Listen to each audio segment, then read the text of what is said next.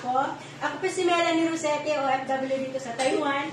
Caregiver ng 7 years. So, sa palagi kong pag-aalaga, mayroon akong alaga dati na 102 years old.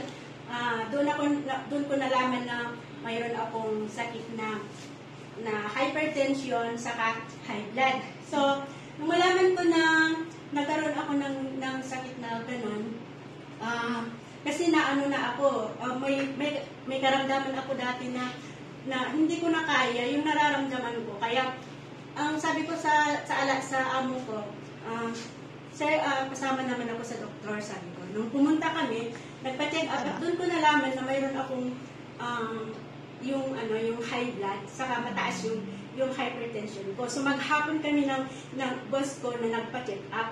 Ayan. Tapos pagkatapos doon, hindi ako nag-atubili na nag-order ako ng GC Organic Barley natin sa Pinas, pinaship dito sa Taiwan. And February 1 yun eh.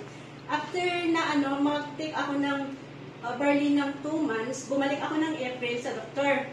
So yun, sabi ng doktor, nagulat yung doktor, sabi niya, wow, nag-clear na yung hypertension mo, saka yung high blood mo, naging normalize na, sabi ng doktor. So ano ba yung mo?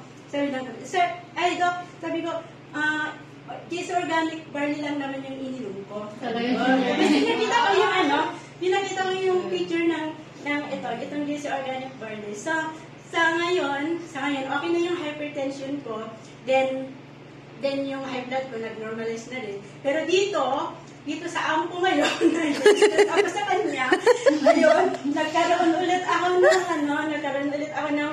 ng anong tawag doon, yung mataas yung blood sugar ko. Ayun, kasi yung pinapakain kasi, yung mga matatamis, yung chocolate, ganun. Wow. Kaya yan, sabi ko nung trinay ko, kasi may siya, may yung parang blood, yung sugar, yung pagkuha ng Oo. Tapos nung umalis siya, doon ako nag-take. Tapos doon ko nalaman ang taas pala nung yung blood sugar ko. So nag-stop ako na uminom ng kape. Ngayon. Tapos umiwas ako sa mga matatamis. Ngayon, ang ininom ko na lang yung GC Organic Barley Coffee natin. Yes! Saka ko na lang yung GC Organic Barley Juice, for green, yung Calbitsi, saka yung ang tawag din, yung Acetaba capsule. Yun na lang yung tinitig ko ngayon. Wala na iba. Yes! Praise God! Praise God!